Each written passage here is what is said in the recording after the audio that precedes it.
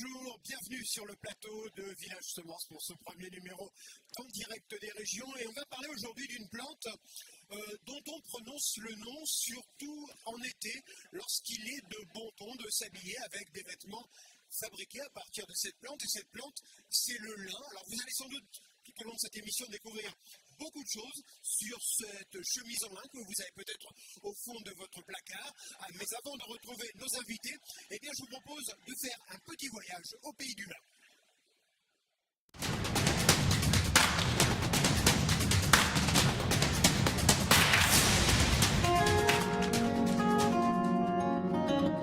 Connaissez-vous une plante dont on ne jette rien, ou plutôt dont on valorise presque tout? C'est le lin. Il s'impose aujourd'hui, comme le chanvre, dans la gamme des cultures dites à fort potentiel. C'est le pari de Manon et Simon qui viennent de reprendre les établissements de Vosges. On utilise tous les produits et sous-produits du lin pour différentes valorisations. Il y a évidemment la fibre longue qui est le principal produit qui est utilisé dans l'industrie textile, mais on extrait aussi des fibres courtes donc qui sont pour partie utilisées soit dans l'industrie textile, soit dans des débouchés techniques ou encore en papeterie. Ensuite, on a les graines qui peuvent être utilisées pour produire de la semence ou alors derrière pour être utilisées en alimentation animale ou en huilerie. Et enfin, on a l'ANA qui représente la majeure partie de la plante et qui là est utilisée principalement pour faire de la litière pour les animaux.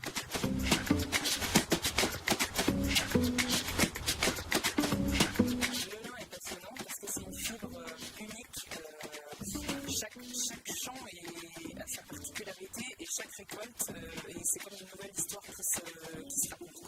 Donc chaque lot est vraiment différent et à la sortie du teillage à la filasse, un lin ne va jamais être le même qu'un autre.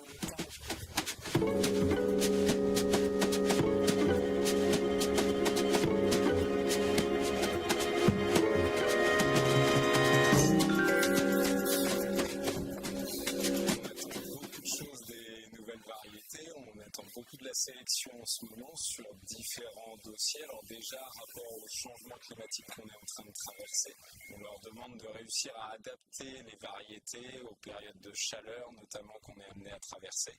Et puis de manière générale, on leur demande aussi de travailler sur différents aspects maladies, d'être plus tolérants ou résistants, notamment à l'oïdium.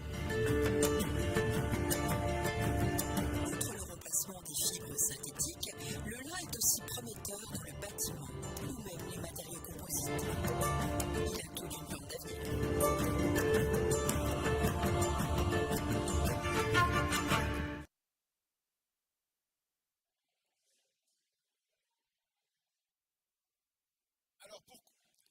Alors pour continuer à parler du lin, je vous présente notre invité, Laurent Cazenave, bonjour.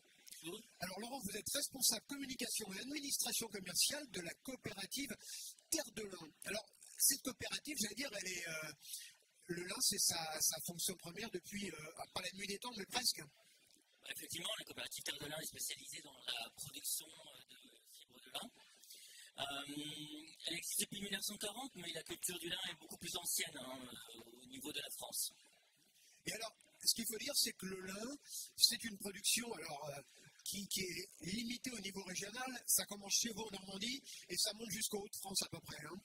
C'est exactement ça. On peut même étendre jusqu'à nos confrères belges et néerlandais. Entre Caen et Amsterdam, il y a à peu près 140 000 hectares. Et cette zone représente la principale zone de production de lin à destination du textile au monde. Nous sommes les meilleurs au monde en production de lin. Nous sommes les premiers en tout cas, d'un point de vue à la fois qualitatif et productif. Et ceci pour des raisons très simples. Oui, j'allais vous dire, pourquoi cette place de leader mondial? Parce que finalement, le lin est totalement adapté à son terroir, ce terroir normand et du Hauts-de-France. Parce que finalement, le lin est une plante qui a un cycle très rapide et qui ne supporte pas le stress. Donc il y a besoin de conditions climatiques océaniques vraiment tempérées du début, du semis jusqu'à la récolte. Donc ça c'est pile ce qu'on trouve par exemple en Normandie chez vous? Exactement, toute la bordure de la Manche. Et aujourd'hui, il y a beaucoup d'agriculteurs qui travaillent, qui cultivent le lin de par chez vous en Normandie. Alors, oui, il y a beaucoup d'agriculteurs qui cultivent le lin. Donc, au sein de Terre de Lin, nous qui représenterons à peu près 15% de la production, on va dire, française, européenne, mondiale, il y a à peu près 1000 agriculteurs qui travaillent pour la coopérative. Et c'est des agriculteurs qui sont dans le milieu du lin depuis relativement longtemps. C'est transmis de génération en génération. Bien sûr, il y a des nouveaux entrants, mais c'est plutôt quelque chose qui s'apprend sur le long terme. C'est-à-dire que la culture du lin est une culture assez technique, qui est très dépendante de la météo.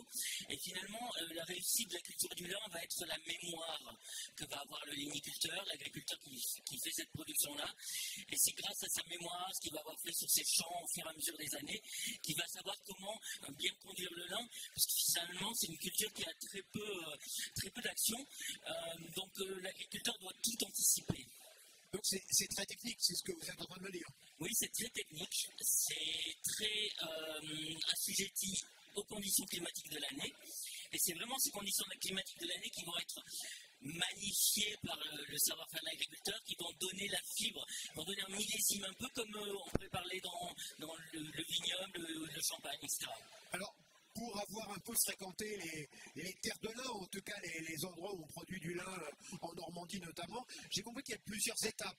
Et il y avait notamment une étape intermédiaire où quand on a coupé les tiges, on doit les laisser sur le sol pour, alors pas pour sécher, le terme ne doit pas être le bon, mais... Alors si vous me permettez, je vais revenir rapidement sur l'ensemble du cycle. Bien sûr. D'ici une quinzaine, 3 semaines, 15 jours, 3 semaines, on va avoir les semis. Donc on va dire mi-mars, mi-avril. Une plante qui va croître très rapidement. Mi-juin, il faut venir en Normandie pour voir les champs de fleurs de lin le matin. Ils sont bleus. Le champ de lavande. C'est pas exactement le même bleu que la lavande, mais c'est vraiment magnifique. Et ensuite, effectivement, il y a une étape qui est très particulière. Alors, on ne coupe pas le lin, on ne le fauche pas, on arrache. Ce sont des machines qui viennent tirer les tiges et on laisse ces tiges au sol. Et là, c'est pour la période qu'on appelle le rouissage. Alors, c'est quoi le rouissage? Alors, le rouissage, c'est une action tout à fait naturelle. On va attendre que la nature fasse le travail, c'est-à-dire qu'on va attendre qu'il pleuve sur la paille de lin, que ça sèche. Les agriculteurs vont être là pour retourner la paille pour que ça soit bien homogène.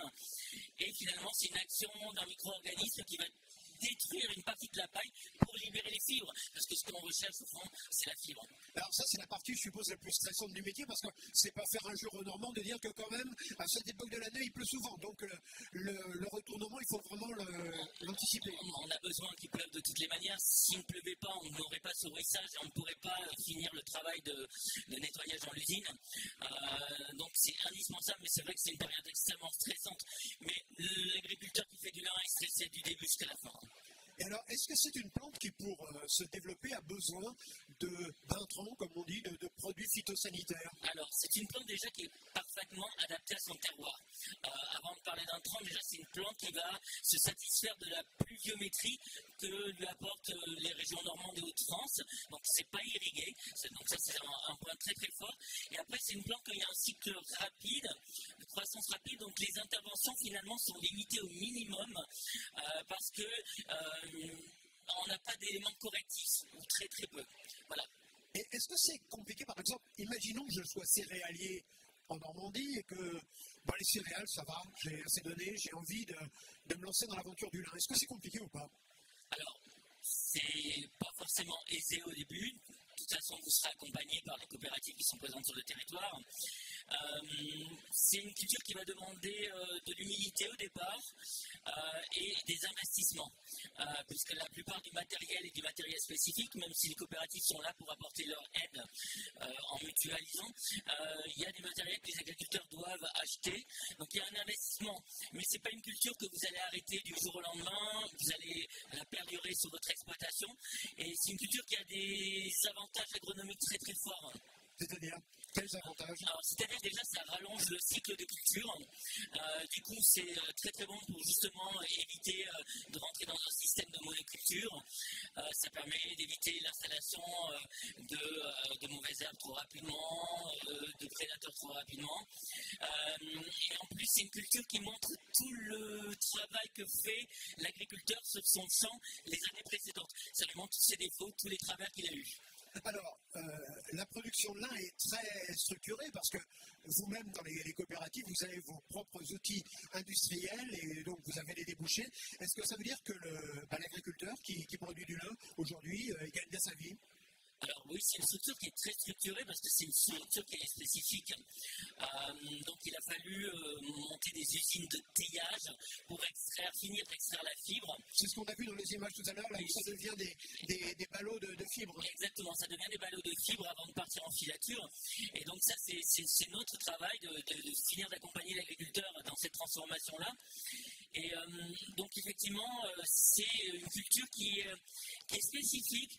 C'est une culture de niche, parce que j'ai parlé de 140 000 hectares, mais c'est peu au niveau du monde agricole. Il y a à peu près, je crois, 6 ou 7 millions d'hectares de blé en France.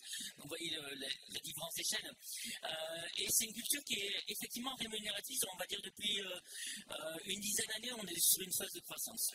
Alors, tout ça c'est structuré, on comprend bien que c'est une filière en croissance, que le nombre d'hectares augmente, mais il y a quand même un problème. Laurent, soyons sérieux. Cette fibre de lin, elle est française, mais pour qu'elle finisse en chemise comme celle que vous portez en ce moment, elle fait le tour du monde, ou pratiquement. C'est pas très écologique tout ça.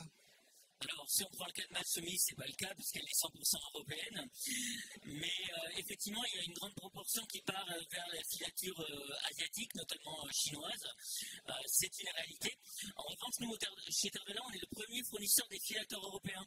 Donc, il y a 30% de notre production qui reste en Europe, qui va être transformée totalement en Europe. Donc, aujourd'hui, si vous voulez acheter un vêtement en lin qui a été fait en Europe, c'est tout à fait faisable. Et on peut le savoir, ça? Comment on peut le savoir?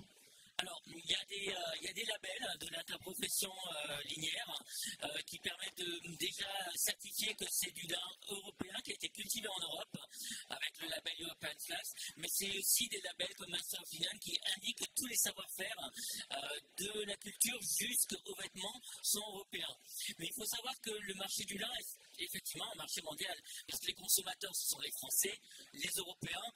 On représente 40%, mais 40%, ce sont les Américains qui achètent des vêtements en lin depuis les années 2000 et qui nous ont permis d'augmenter, on a plus que doublé les surfaces, et ça, la filière asiatique y est pour quelque chose, puisqu'elle a baissé le coût de production de vêtements en lin, et aujourd'hui, les pôles de croissance, ce sont les deux gros pays émergents asiatiques que sont l'Inde et la Chine.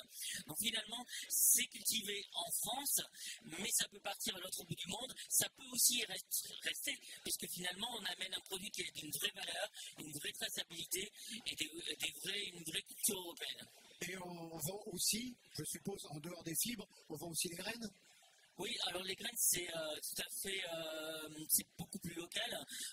La plupart est utilisée en semences pour être réensemencée l'année suivante par les agriculteurs et une toute petite partie en huilerie. Alors, une dernière question, Laurent Cazeneuve. Qu'est-ce qu'on fait en dehors des vêtements avec du lin? Alors, il faut savoir aujourd'hui que le lin, c'est majoritairement utilisé pour les vêtements, à peu près à 90%. Si je peux juste dire un dernier mot sur la filière, il faut savoir que dans le vêtement, on est une toute petite fraction, on représente 0,5% des fibres textiles. On est très loin derrière les fibres synthétiques et le coton. Mais effectivement, il y a d'autres productions, et notamment ce qu'on va appeler les débouchés composites. On va utiliser la fibre pour des caractéristiques techniques, sa légèreté, sa bonne conduction des vibrations, et ça peut être utilisé pour faire un matériau qui va rentrer notamment, nous on a eu un projet qui a été très très impactant, on a fait un catamaran en lin qui a fait la route du Rhum en 2022, qui est arrivé deuxième de sa catégorie, et donc c'est un bateau qui a pu naviguer sur l'Atlantique, et il y avait à peu près 1 hectare de lin sur le bateau. Alors, si je vous posais la question de ce qu'on pouvait faire avec du lin, c'est parce qu'on va voir maintenant avec notre deuxième invité, on va voir qu'avec la paille, eh bien, on peut faire pas mal de choses, et c'est notre séquence « Faites pousser les idées ».